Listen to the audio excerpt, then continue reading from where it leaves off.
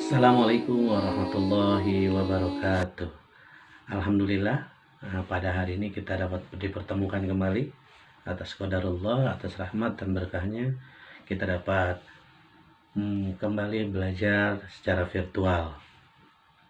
Baik Anda semua yang selalu dirahmati Allah dan selalu dilindungi Allah.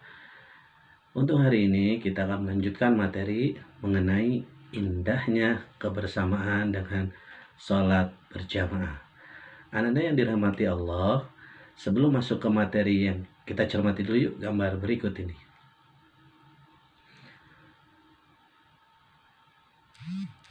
Baik, dari 4 gambar tadi kita bisa mengambil beberapa poin penting.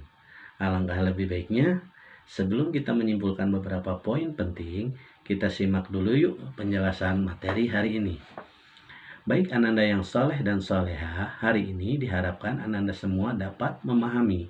Yang pertama, pengertian dan hukum sholat berjamaah. Yang kedua, syarat dan halangan sholat berjamaah.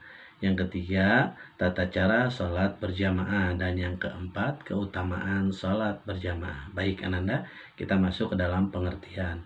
Apa itu sholat berjamaah? Yaitu sholat yang dilakukan secara berjamaah, ya, atau sholat yang dilakukan saat dua atau lebih dilakukan secara berjamaah dan salah satunya itu menjadi imam, dan dua atau tiga atau lebih itu menjadi makmum sisanya.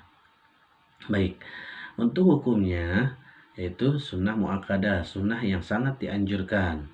Maksudnya dianjurkan melebihi mendekati hukumnya menjadi wajib.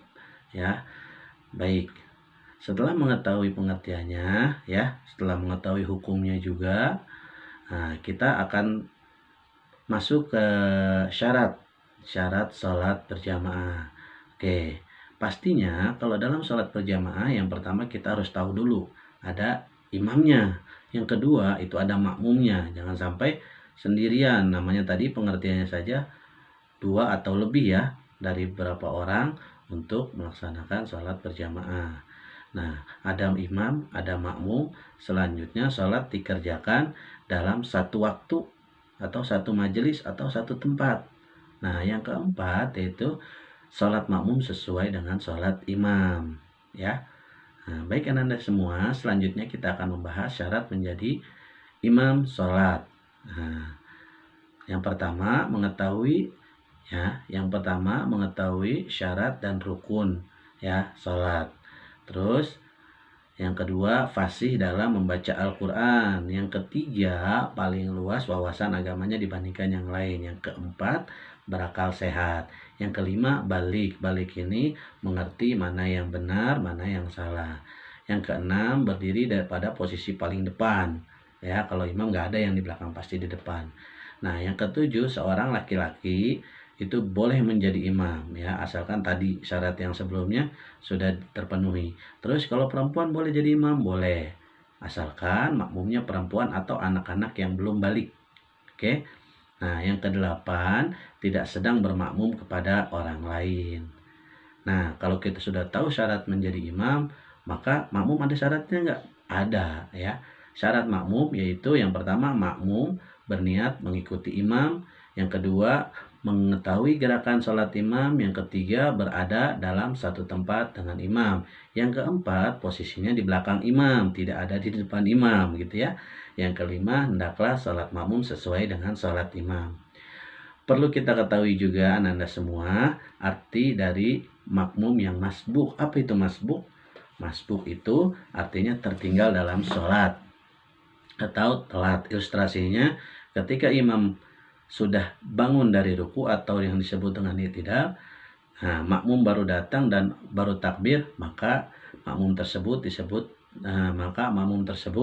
disebutnya sebagai makmum masbuk. Tapi kalau imamnya masih ruku dan makmum itu ikut ruku, nah ketika seperti itu, ketika diakhiri dengan salam imamnya, maka makmumnya pun ikut untuk salam. Nah, berarti dia tidak masbuk gitu ya. Baik, Ananda yang dirahmati Allah, yang soleh dan soleha, perlu kita ketahui juga, yaitu ada yang namanya halangan sholat berjamaah. Oh, sholat berjamaah ada halangannya juga ada. Yang pertama, hujan yang lebat mengakibatkan susah menuju ke tempat sholat berjamaah. Yang kedua, anginnya kencang yang sangat membahayakan bagi orang tersebut untuk melaksanakan sholat berjamaah. Yang ketiga, sakit yang mengakibatkan susah berjalan menuju tempat ya sholat berjamaah. Yang keempat, sangat ingin buang air besar atau buang air kecil.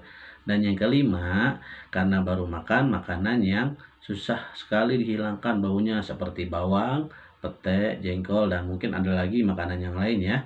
Nah, lebih sebaiknya tidak ikut sholat berjamaah dulu, khawatir mengganggu makmum yang lain atau jamaah yang sedang bersolat berjamaah. Setelah mengetahui halangannya, untuk bagaimana tata cara berjamaah, nah, perlu Bapak sebutkan ya. Yang pertama, diawali dengan azan dan iqomah. Terus yang kedua, barisan saf atau barisan sholat atau saf di belakang imam diisi oleh jamaah laki-laki. Kalau perempuan di belakangnya jamaah laki-laki gitu ya. Nah, kalau anak-anak yang kecil-kecil gimana tuh Pak? Itu boleh paling belakang gitu ya. Di dalam melaksanakan sholat berjamaah, seorang imam membaca bacaan sholat, ada yang nyaring ya, seperti sholat subuh, sholat maghrib, sholat isya. Itu pun hanya 2 rakaat saja, rakaat pertama dan rakaat kedua. Nah, kalau sholat zuhur dan asar itu disirkan atau tidak nyaring gitu ya, tapi tetap baca ya. Nah, selanjutnya makmum harus mengikuti gerakan imam. Kalau imamnya ruku, maka ikut ruku. Jangan sampai imam ruku, makmum sudah sujud. Nah, ini tidak boleh ya. Nah, berarti tidak disebut sholat berjamaah. Selanjutnya, setelah salam, perlu diingat imam itu harus mencontohkan dengan zikir dan doa. Tidak Allahumma lantas jalan, tapi Allahumma lantas salam. Gitu ya. Oke. Insya Allah tidak ada yang akan merasa rugi dengan kita melakukan sholat berjamaah. Kenapa? Karena sholat berjamaah memiliki keutamaan diantaranya. Yang pertama, menjalin silaturahmi antara sesama. Oke. Yang kedua, mengajarkan hidup disiplin. Yang kedua, saling mencintai dan menghargai. Yang ketiga, menjaga persatuan, ya, persatuan dan kesatuan. Begitupun kebersamaan pasti terjaga. Terus menahan diri dari kemauan sendiri atau yang biasa kita sebut dengan egois kali ya. Nah, yang kelima, mengajarkan kepatuhan seorang muslim kepada pimpinannya. Nah, Ananda yang soleh dan soleha, dari materi hari ini kita dapat menyimpulkan ada 4 poin penting. Yang pertama, pengertian dan hukum sholat berjamaah. Yang kedua, itu syarat dan halangan sholat berjamaah. Yang ketiga, itu tentang tata cara sholat berjamaah. Yang keempat, yaitu keutamaan sholat berjamaah. Nah, coba sebutkan salah satu aja keutamaan sholat berjamaah, yaitu menjalin silaturahmi, mengajarkan hidup disiplin, saling mencintai, saling menjaga. Nah, menjaga persatuan dan kesatuan, kebersamaan, gitu ya. Nah, itu semua harus kita lakukan ya untuk kebaikan kita di dunia maupun di akhirat. Baik anak-anak semua, setelah ini kita akan latihan soal seperti di samping Bapak ini ya. Soalnya seperti ini. Nah, silakan kerjakan dan kumpulkan melalui email Bapak Ibu Guru yang mengajar PAI ya. Jangan sampai kirim ke yang ngajar matematika. Oke. Baik anak-anak semua yang soleh dan soleha, selalu buat orang tua tersenyum karena bahagia melihat kalian menjalankan perintah Allah dan jaga kesehatan dan kebersihan. Ananda yang soleh dan soleha, Bapak ucapkan terima kasih. Jazakumullah khairan katsira sudah menyimak video pembelajaran PAI hari ini. Wassalamualaikum warahmatullahi wabarakatuh.